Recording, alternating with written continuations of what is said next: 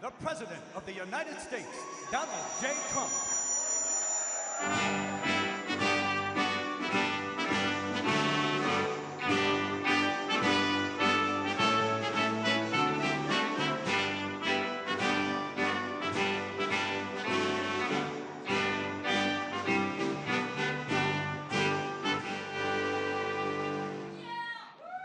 Well, thank you very much. Nice place. I guess you've mostly been here, but you like it a lot better with Trump than you like it with Biden. That I can tell you. That's because you're smart. Well, I'm thrilled to welcome so many good friends to the White House as we celebrate the third night of Hanukkah. Right? Third night. Time flies. Let me take a moment to send the love and prayers to our entire nation, to the people of Australia, and especially all those affected by the horrific and anti-Semitic terrorist attack, and that's exactly what it is, anti-Semitic, that took place on a Hanukkah celebration in Sydney. What a terrible, terrible thing. We don't learn. We're joined in mourning all of those who were killed, and we're praying for the swift recovery of the wounded. Some are very horrifically wounded, as you probably know. All nations must stand together against the evil forces of radical Islamic terrorism, and we're doing that.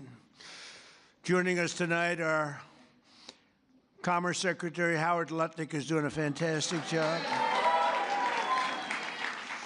Representatives Paul Gosar, David Kutzoff, Claudia Tenney, Ronnie Jackson, he was my White House doctor. Ronnie was asked, who is the healthiest of all? Was it Barack Hussein Obama? Was it Sleepy Joe Biden? Or was it Donald Trump? And he said Trump was by far the healthiest.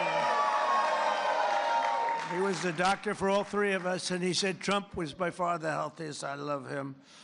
If he didn't say that, I would have never have talked to him again. Where is Ronnie? Is he here? Ronnie Jackson, what a great legend. Josh Gottheimer is here. Mr. Salt is here, Mike Lawler. He's the only guy who could have gotten that for New York. Nobody else. He worked so hard on that. Will you please focus on the midterms, please? Do you mind? Okay. Because you can do it. Jared Moskowitz. Thank you, Jared. Thank you, Jared. Max Miller is here. Great old Max. He was my music man in the White House. He knew music better than any human being. Craig Goldman. Thank you, Craig. And Randy Fine, new to Congress, but he's done a great job. He's been great. As well as the mayor of Boca Raton, Florida, Scott Singer. Thank you very much. Thank you, Scott. Good place. I love Boca. National Chairman of the Republican Jewish Committee, Norm Coleman. Thank you, Norm. Looking good, Norm. CEO of the Republican Jewish Coalition, Matt Brooks. He says Trump is the greatest president we've ever had, so I like him. I'll take Matt any day. Thank you, Matt. CEO of the Israeli-American Council, Ellen Carr. Thank you. We have a man, I have to take a little time. Because every Saturday night, used to be Sunday, then he did so well that they put him on Saturday too, Saturday night. Do you know who I'm talking about? Because there's only one has Saturday and Sunday. And Saturday is considered Death Valley, but it's not death because of ratings. Nobody gets good ratings. Although actually my daughter-in-law is doing well, and you always did well. The great one, Mark Levin. And much more importantly, his much more brilliant wife. Where are you? There you are.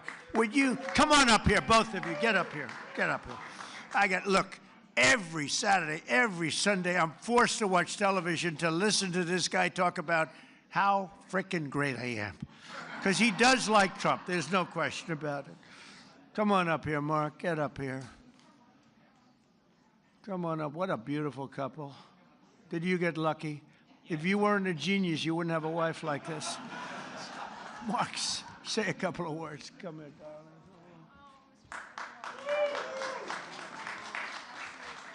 And these people do like Israel. Hold on.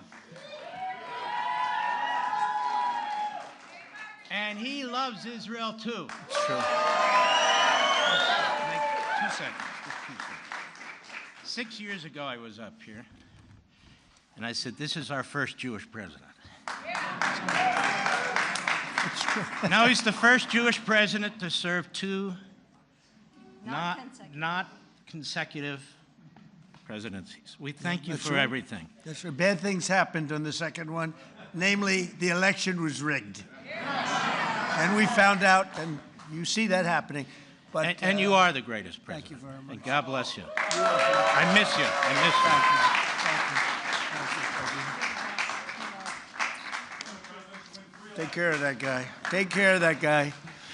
No, he's so great. Thank you, Mark, for both being here. You both really are amazing. So, Rabbi Yehuda Kaplan.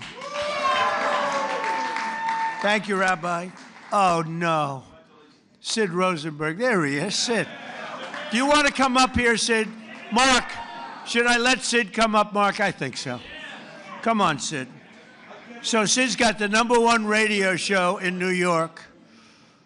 Got the #1 radio show in New York, like by far, ABC. Works for a really nice guy, too. Actually, he's not that nice, but he's nice as far as I'm concerned. He works for a good man. Say a few words, Sid. Thank you. I love him. Do you all love him? Has there been a president even close to this guy, even close? And now I know I love him. He starts tonight talking about Australia. Good luck with anybody else in our government, starting with the Jewish people in Australia. Nobody better. And the fact that you called me up on stage, I'm going to say this. My beautiful wife Danielle's in the audience. The birth of my 2 children. Outside of that, President Trump, this right now is the greatest moment of my life. Thank you. He's almost crying. He never cried. He hasn't cried since he's a baby. Well, he's a great guy and a great man, and he loves Israel. And boy, you got some good people. Harmeet, thank you very much. Harmeet Dillon is here. And she sues the ass off of anybody that is anti-Semitic. She's doing a lot of them right now. Harvard wished they never heard her name, right? They're going to pay a lot of money, right, Harmeet? We're going to pay a lot of money. Sid, it's an honor to have you up, and you do a great show, and we appreciate it. And say hello to the Casamatides person, who's fantastic. And another person, I really love her. I think she's a beautiful woman. You're not allowed to say that anymore, because if you do, it usually means the end of your political career, but I've been threatened much worse than that. I think she's a beautiful woman, inside and out. Liz Pipko. Liz, come up here. Enough with the Sid and the Mark. Come on up here. Look at her. She has been so strong for Israel and for our country. Let's say a few words, please. Hi, thank you. First, I want to address the elephant in the room, which is me tonight. I am grateful to President Trump for so many things, but now, most of all, I'm grateful for this tiny miracle which exists because Donald Trump ran for office in 2016. I met the love of my life on that campaign, and now, in addition to saving the world, I will have a child, thanks to President Trump. And much more importantly, the Jewish people have been through a lot, of course, the last few years, last weekend, and I just hope on this holiday of miracles, we realize what a miracle it is to be in the greatest country on the face of the earth, in the most beautiful building, and with the greatest president this world has ever seen.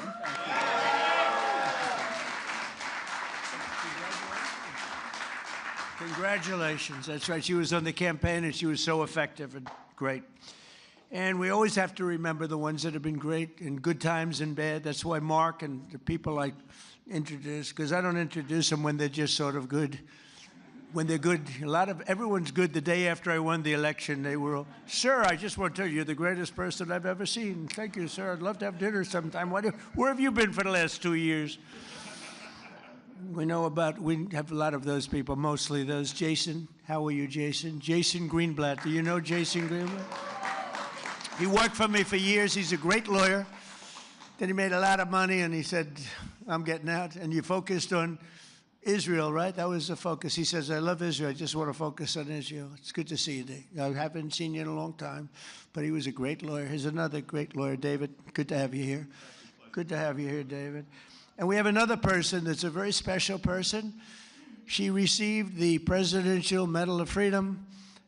She is a beautiful woman, actually, in my opinion. Another one. That's 2 reasons now. And third, by the way, Mark, we have 3 reasons, Mark, because your wife is incredible, always, from day one. But I think it's okay if we ask Miriam Adelson. Do you want to come up, Miriam? Come up here, Miriam. Miriam gave my campaign, indirectly and directly, $250 million. She was number 1. When somebody can give you $250 million, I think that we should give her the opportunity to say hello.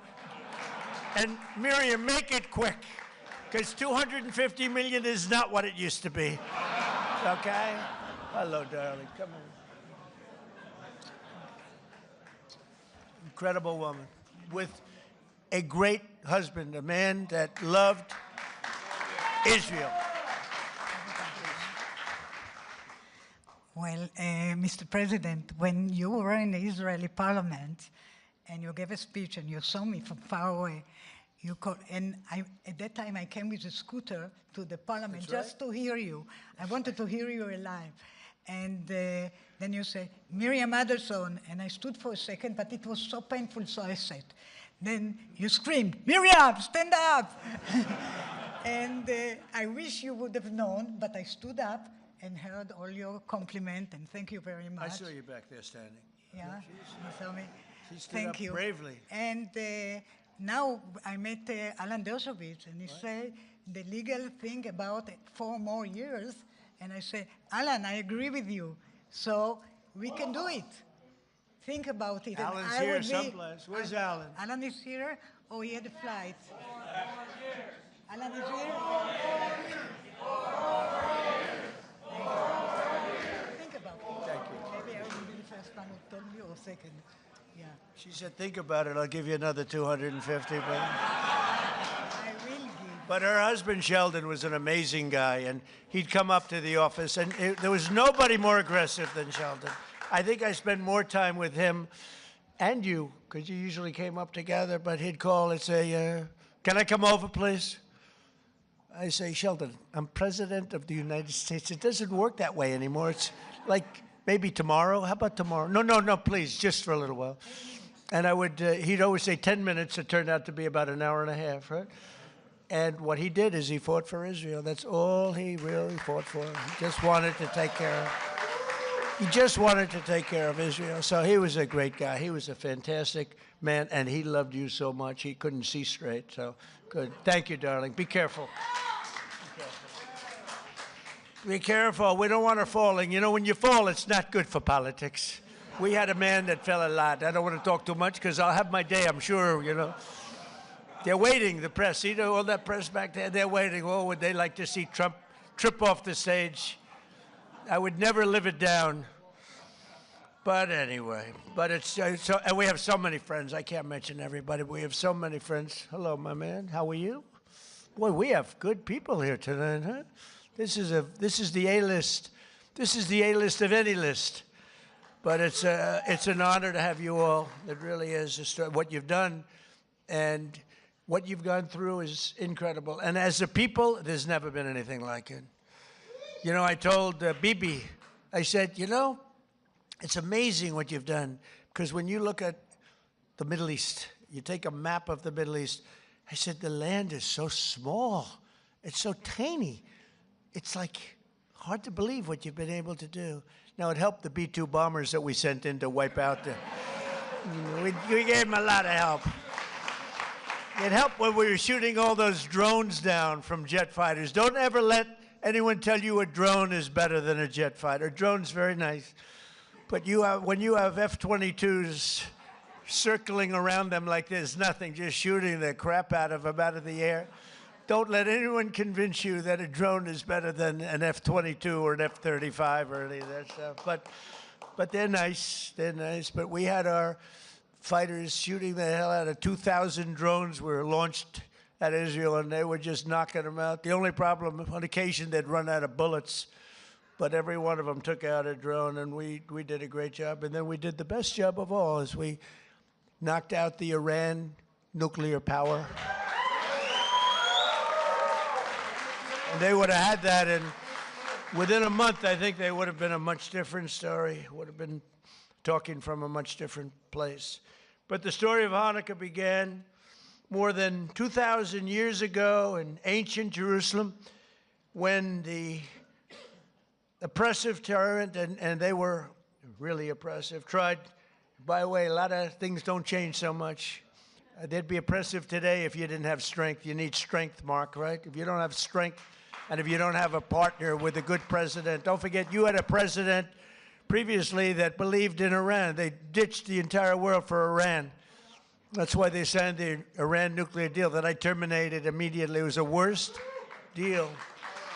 And Bibi Netanyahu came over here to beg Barack Hussein Obama not to sign that deal, but he signed it. He signed it. It was a whole different world.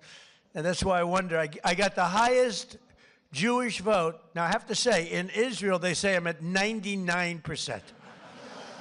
But over here, I was like at 50. It meant that 50% of the people over here voted for Kamala. Is that possible? Is that even possible, right? So, anyway, but they suppressed the Jewish worship and imposed foreign rules. Are we okay over there? Just want to make sure you're okay. You okay? Good. I want to make sure you're perfect. Okay? Thank you very much, yeah. Yeah, is there a doctor? Get a doctor over there, please, just in case. Go ahead. Hop over there, please. Okay? Good. Thank you very much. Everything good? Okay.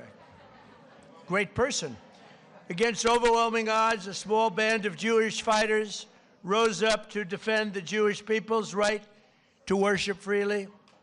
When they reclaimed the Holy Temple, they found only a single flask of sacred oil, just enough to keep the menorah's light burning for one night. They wanted that light to burn just for one night. Yet, as the story goes, that small flame endured for 8 days. Do you know that story? Does everybody know that story? For thousands of years, the miracle of Hanukkah has reminded us of God's love for the Jewish people, as well as their enduring resilience and faith in the face of centuries of persecution. Centuries. And it continues. It continues. Who would believe this could continue? And it sort of started here with schools and universities, and Harmeet's taking care of that situation very strongly in the Department of Justice, right? Who would believe it? But we're grateful to be joined by another reminder of that unbreakable strength, two courageous survivors of the Nazi Holocaust, Jerry Worotsky and Michael Bornstein. Where are they? Where are you guys? Well, you look good. You look better than I do.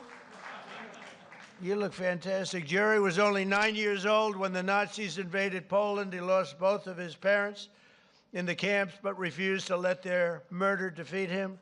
After the war, he came to New York, where he had an incredibly successful career, became very successful, and became a good friend of Melania and myself. And I want to thank you, Jerry. And that's incredible what took place. Thank you very much. Thank you, Jerry. Thank you very much. And Michael Bornstein lost both his father and mother in Auschwitz when he was just a very young man, a toddler, actually. Through the love and sacrifice of other family members, he managed to survive and reunite with his mother in later years. They would come to America, where Michael received a scholarship to college and eventually earned a PhD in chemistry and became one of the most brilliant chemists anywhere around. So Michael and Jerry, I want to just thank you. We're honored to have you. This whole group of people are very honored to have you both. Thank you very much. Thank you. Thank you very much. Thank you, Michael. As President of the United States, I will always support Jewish Americans, and I will always be a friend and a champion to the Jewish people. I have been. And I will say, you know, if you go back 10, 12, 15 years ago at the most, the strongest lobby in Washington was the Jewish lobby. It was Israel. That's no longer true. You have to be very careful. You have a Congress in particular which is becoming anti-Semitic. You have AOC +3. You have those people, Ilhan Omar, she hates Jewish people. And you have to be very careful because there's been a big change. You know, if you go back 15 years ago, I'm not Jewish, but my father was very friendly with many, many Jewish people, was honored by Federation. I would go with him to Federation of Jewish Philanthropies and many other things. And we grew up respecting and loving Jewish people. You know, you don't even think about it. In Brooklyn and Queens mostly. And my father didn't go to Manhattan. He never went to Manhattan from the standpoint. He could never understand how in Brooklyn you could buy a piece of land for $3 a foot and how in Manhattan you had to pay $1,000 a foot. He said, I can't get that. I don't like it. I like to buy it for $3. So it was different. It's a different thinking. In a way, I'm glad he didn't do that because he let me have some of that fun. And I had a lot of fun in Manhattan. We did great. But my father would tell me the most powerful lobby that there is in this country is the Jewish lobby. It's the Israeli lobby. It's not that way anymore. You have a lot of people in your way. You have a lot of people that don't want to help Israel. You have a lot of people in Congress that don't like Israel. You have a lot of people in Congress that, in a way, I think, Mike, we could say it, right? You're there. You're doing an amazing job, Mike Lawler. They hate Israel. They hate Israel. And if you would have told me 15 years ago that that was possible, Jason, I would have said, there's no way. There's no way that's possible. But it's happening. And obviously, it's getting progressively worse. Less so in the Senate, but the Senate's starting also. You get glimmers, you know, when I'm in the back rooms talking to people, you get glimmers of statements that you say, whoa, where did that come from? So we have to be, Sid, we have to be very careful because bad things are happening. And then you see what goes on in Australia or October 7th. How about October 7th? And then you have people that deny it ever happened. How about the people that deny, like they deny the Holocaust, but, you know, you figure, well, that's just many years. Well, October 7th is not many years at all. And you have people that deny October. I saw tape that I wish I never saw it, actually. I wish I never saw it. I got to see tape that some of you got to see, but as president, I got to see things I wish I never saw. But there's no denying it. But then they'll say, oh, the tape was a rigged tape. It was a tape that never existed. They made it up. It's just propaganda. I don't know if they believe it. I don't think they believe it, but you have to be very, very careful. Bad things are happening, and we're not going to let that happen. While I'm president and the DOJ and Harmeet, we're not going to let it happen, but please be vigilant and careful because you have some bad people that are now in Congress that were unthinkable to be in Congress 12, 13, 14 years ago, 15 years ago. Within days of taking office, I signed a historic executive order to combat the vile scourge of anti-Semitism, as you know. It's the strongest executive order of its kind ever signed. And we're also mobilizing federal resources to protect Jewish students and faculty. The faculty is under siege. The students are under siege. When you look at Columbia, you look at Harvard, you look at some of these schools, what's going on. But the faculty on campuses across America and are deporting foreign jihadist sympathizers and terrorist supporters at record levels. We're deporting them. We're not putting them in jails. We're deporting them. I terminated the disastrous Iran nuclear deal. And this summer, We obliterated Iran's nuclear program like nobody's ever seen. And even that, CNN fake news, they're back there. The camera's roaring. The light will go off in any second now. They hate when I mention their name because they know it's only bad because they're crooked as hell. They're fake news, you know, the term. I think it's one of my better terms, Sid, right? I don't think anybody takes it away. We have some good ones, Pocahontas, but I think fake news is probably pretty good. The only problem is it's actually not strong enough. You know, fake, it's crooked, corrupt, disgusting news, but we'll have to do with fake. But fake isn't strong enough. That's the only problem. It's actually, I wish I could come up with a word that's really more powerful than fake, but fake is good enough. But CNN with the attack on Iran, they said, well, I used the word we obliterated them. You know why? Because the pilots told me they know better than anybody, and the pilots told everything, and then we had visuals. And these pilots are coming back after having endured the most dangerous ride. I said, did you guys, I had them all to the Oval Office. After 2 weeks after the attack, I had them all. I had the pilots, and I had the people that maintain the planes. I had the people that fly the tankers. We had 52 tankers because we had the 7 major planes. We also had 4 planes flying in different, of the B-2, flying in different directions. Iran didn't know what the hell was happening. But we had a whole force of F-22s, most beautiful fighter jet ever made, most powerful fighter jet ever made. And F-35 is a brand new one. And they're stealth. Believe me, they're stealth because they went into Iranian airspace, and Iran never saw anything. And it was, think of this, 2 o'clock in the morning. It was dark at night. There was no moon at all, no light, no nothing. And every single bomb went right down those air shafts into granite mountains, right down those air shafts.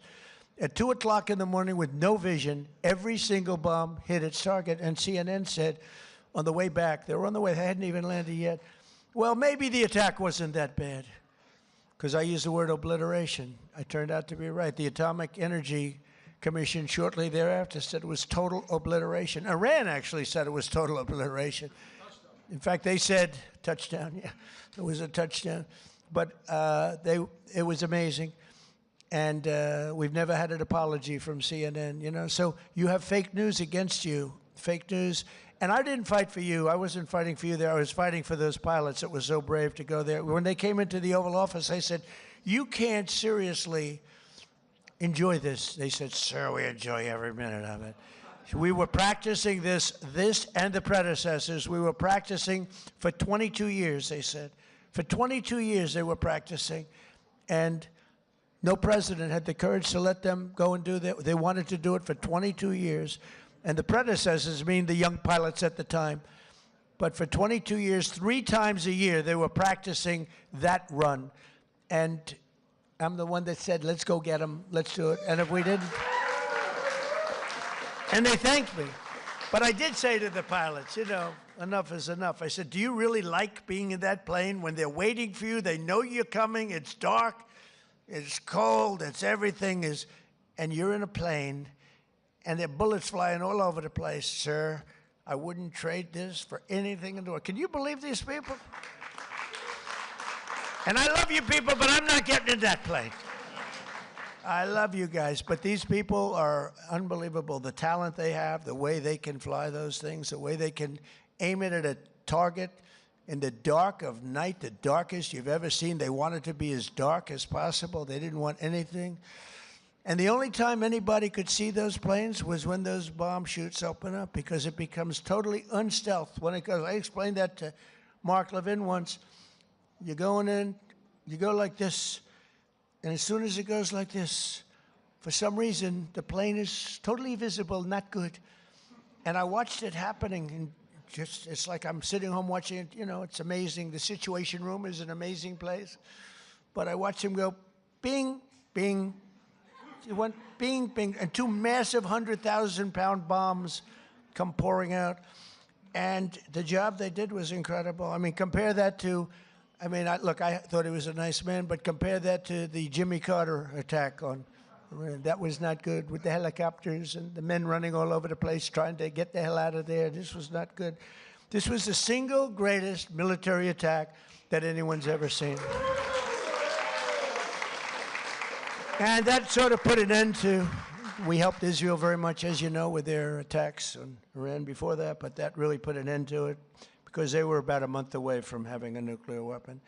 I officially recognize the true capital of Israel and opened the American embassy in Jerusalem.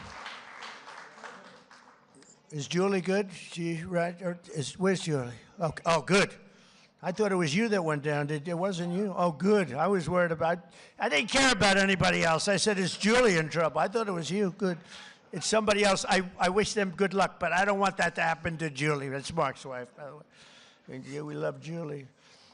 But I didn't see Julie ever going down. She's not. She's like a rock, right? Mark, she's a rock. I wouldn't want to have her as my enemy. She was also a great lawyer, by the way. I also recognize the Israeli sovereignty over the Golan Heights. Right? And that's one they didn't even ask me. Even Sheldon, who was the most aggressive human being there is in the entire world, this incredible woman, although she had total control. He was aggressive with everybody, but Miriam, he wouldn't play games with Miriam, but he was actually a sweetheart. But he never even asked me about the Golan Heights because he said, that's a step too far. I actually gave it because I called up. I heard so much about Golan Heights. From Jason Greenblatt, I heard it, from so many people. And I actually asked David Friedman. I said, he was the ambassador at the time, good guy. He said, and by the way, Mike Huckabee's doing a great job now. Two good ones, two very good ones. But I asked David Friedman, I don't know if David's here, but I asked him because he is so Israel-oriented. I mean, he's great. I said, David, tell me about Golan Heights in 5 minutes or less. You know, I'm taking in like 1,000 years of history in 5 minutes. I said, give it to me in 5 minutes or less. And after about 2 minutes, I said, I understand. You need it so badly for so many other reasons. You need it for defense. You know, in the old days, before we had all the sophisticated radar and all the things, it was everything because you were up high. But I learned enough, and I signed the Golan Heights, the rights to the Golan Heights over to Israel. Nobody thought that was possible to get. They've been working on it for 70 years, Mark. 70 years. You know, planes would fly into places that have meetings that would last 2-3 days. All they talked about was the Golan Heights, right, Jason? And nobody ever did anything, but I did it, and we did it quickly. And I say, good luck to you.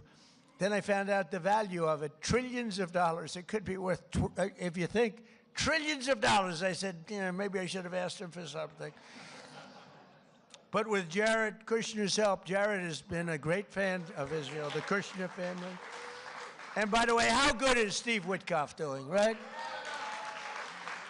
You know, I got Steve involved in Russia, Ukraine, and the Middle East. We have, by the way, bottom line, we have legitimate peace in the Middle East. You know, you may have a little outbreak every once, but we have 59 countries all signed on. They'll do whatever is necessary. And Hamas, say what you want. Hamas, you know, we got back all of the hostages and all of the dead, young, beautiful people that were dead. And nobody thought that would happen. In fact, I even said, the toughest are going to be that final 20. We're never going to get them. But we played very tough, and we were very tough. We meant it. And we wanted to get back the 28 dead. 28 dead, young, beautiful people dead. Most of them, I think, pretty young. All of them pretty young. And the parents came up to me, and I told the story before. We had another little celebration of Hanukkah before. But I told the story before where the parents were as dedicated to getting their dead son back as they were to getting the live son back. It was an amazing and a beautiful thing, but I didn't think it would be possible. And then when we got the 20 back, when we got the live back, we didn't have anywhere close to the 28 dead. And I said, there's no way, but I said, you got to get it back. You got to get them back. I told that to Hamas, got to get them back. And you know what? One by one, we got them back. And we got the last one back. We got them all back. And amazing, though, those parents were as dedicated, I can't say more, but they were as dedicated as the parents who knew their son was alive, and they begged to have him. And I'm very proud of it. I thought the last 20, and it was tough, I didn't know. But Steve Witkoff was great. Jared Kushner was great. And, you know, Jared's a brilliant guy, we all know. But Steve's a great deal maker. But I noticed one thing about him. He had the greatest personality. He was a real estate guy in New York. He knew less about rivers and meets and bounds in Russia and the various places he's working on. He knew nothing about it. But I recognized for 20 years, I've been dealing with everybody in New York. I said, Steve has the best personality. I have other guys that are great deal makers, but you have to go into World War III before the deal. We didn't want that. I said, everybody loves Steve. He's a great deal maker, but everybody loves him. And that's what turned out to be. People love Steve. And I think we're going to be pretty close. I mean, we're going to see. I thought the easiest war to settle would be Russia, Ukraine, because they have a good relationship with Putin. It would have never happened if I were president. That would have never, and it didn't happen for 4 years. Putin understood, would have never, ever happened. But Steve has done a fantastic job, and he loves Israel, and he's done a great job. So we did Israel, and we did peace in the Middle East, and we have a real peace. That's a real peace. If Hamas acts up, they know it's big trouble. And we have Hezbollah, as you know, in Lebanon, and they're big trouble. But we have peace, and we have many countries that want to go in and take out Hezbollah if it happens, if we want to do it. Not just Israel. Many countries would do it. There's tremendous unity now in the Middle East, and we really do. We really have peace in the Middle East for the first time ever, so it's an honor. It's an honor. So we did our ceasefire agreement to end the war in Gaza, which everybody said was an impossibility, and we begin the new era of that beautiful peace in a place that nobody thought peace was possible, the Middle East. So congratulations to everybody in this room. Everybody wanted it.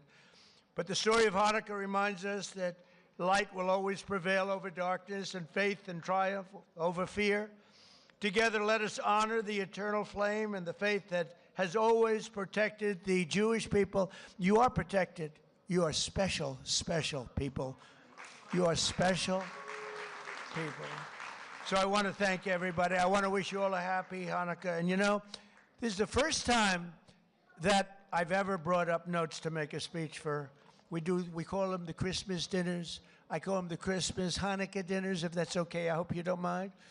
But I call them New Year's dinners too. But I've made about 20 of them so far. I never had any others. I brought this up. You know why? I've done so much for Israel that I have to read. Look at it. I got like pages. And I don't want to leave anything out. I don't want to leave Golan Heights out. I want to tell you what we did. But it's an honor to help you. I have so many friends, and a lot of you are right in this audience. Very special group of people. You know, for every time we have one of these parties, we have to turn down 10 people for everyone that makes it. It's the White House. Soon you'll have a ballroom that's so big I can handle. And we just won the case today. Did you know that, Mark? We just won the case. We got sued.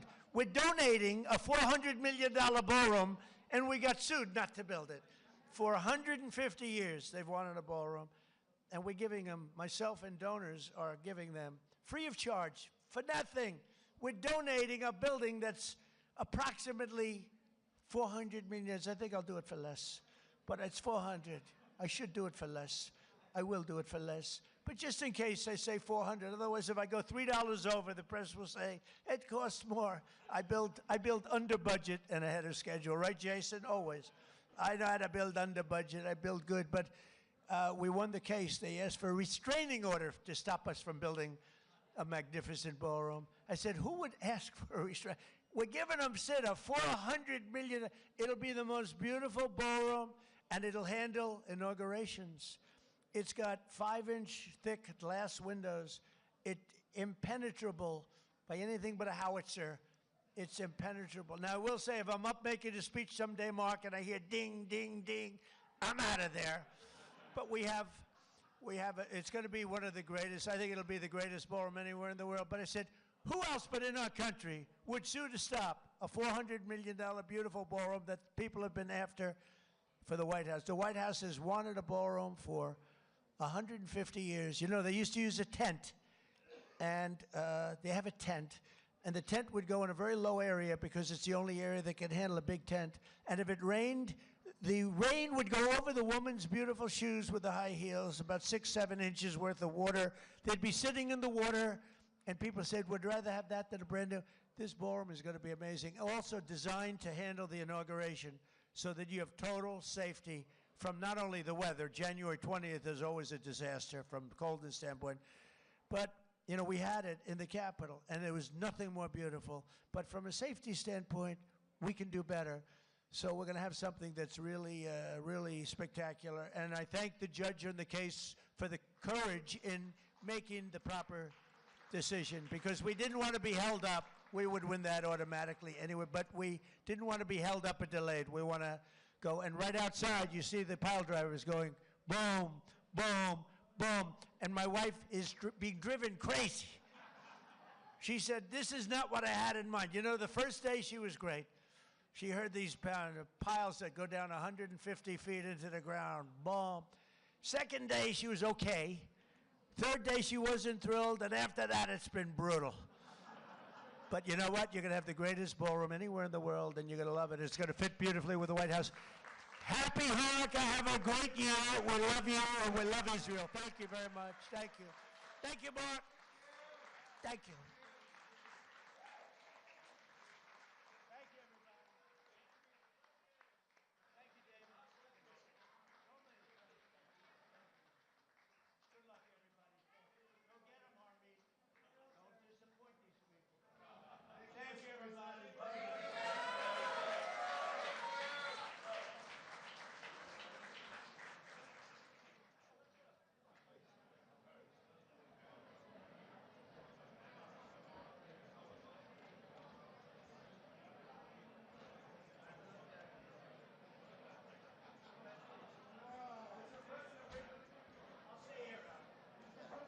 You read the prayers. Read the prayers into the mic.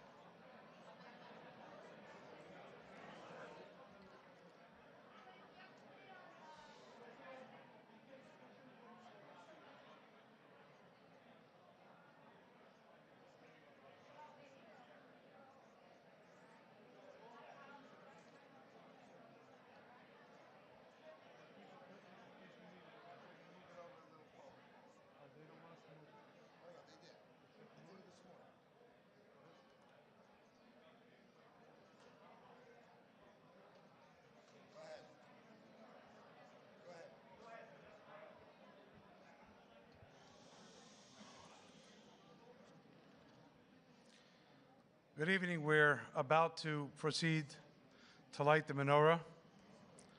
Mr. President, you know that I'm Jewish. You know that I'm American. You heard? Yeah. You know that I'm American, but you may not know that a very large part of my family lives in Australia. And that includes some of those who had escaped the attack and some who didn't. And all I can say is, listening to them on the other side of the world speak about you, you don't just express solidarity, you practice solidarity with the Jewish people.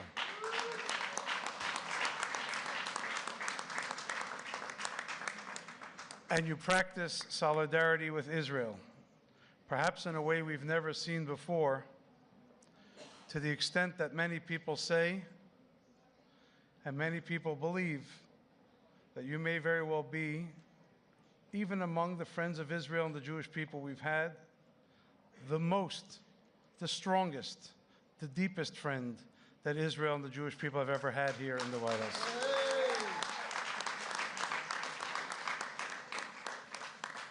That's not to negate anything anyone has done for us, but just to tell you how so many people feel about you. We're going to light the menorah, which gives us a message of the victory of right over might, of justice over tyranny, of light over darkness.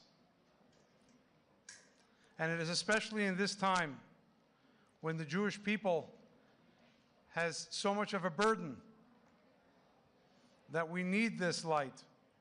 We need this strength, not only from each other, but from you, Mr. President, who constantly remind the world that even if they all turn against us, God forbid, you never will.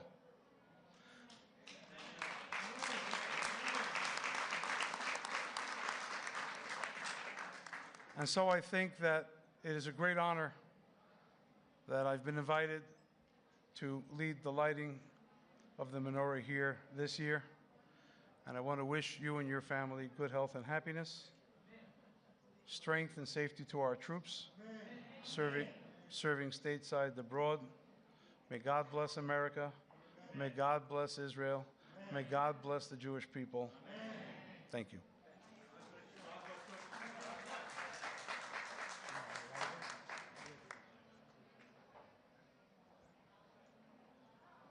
We're going to make two blessings.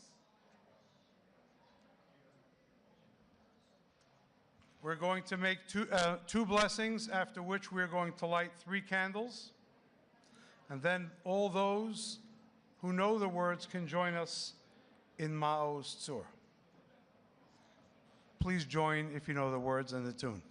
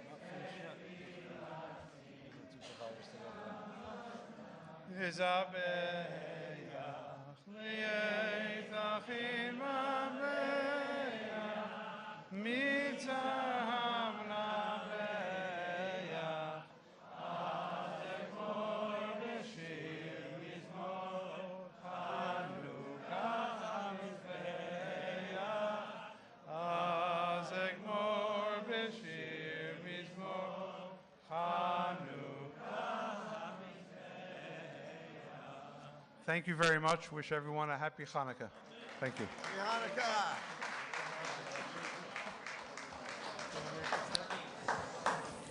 Hello, everyone. So I'm Howard Lutnick, and I am proud to serve as the Secretary of Commerce for President Trump. President Trump, from the campaign trail and every day since, has been committed to the Jewish people and to Israel. And I told everyone on the campaign trail that President Trump would be the best friend in the White House the Jews and Israel has ever had, and he has delivered exactly that, exactly that. He speaks with moral clarity. When the fake news would come at him and say Israel and the IDF were committing genocide, each and every time he came at the media, at the fake news, and said, no, it was October 7th when they murdered, they raped, and they killed babies. He made it crystal clear each and every time, and that is why I love serving in the administration of Donald J. Trump, the greatest president ever. Thank you. Happy Hanukkah, everyone.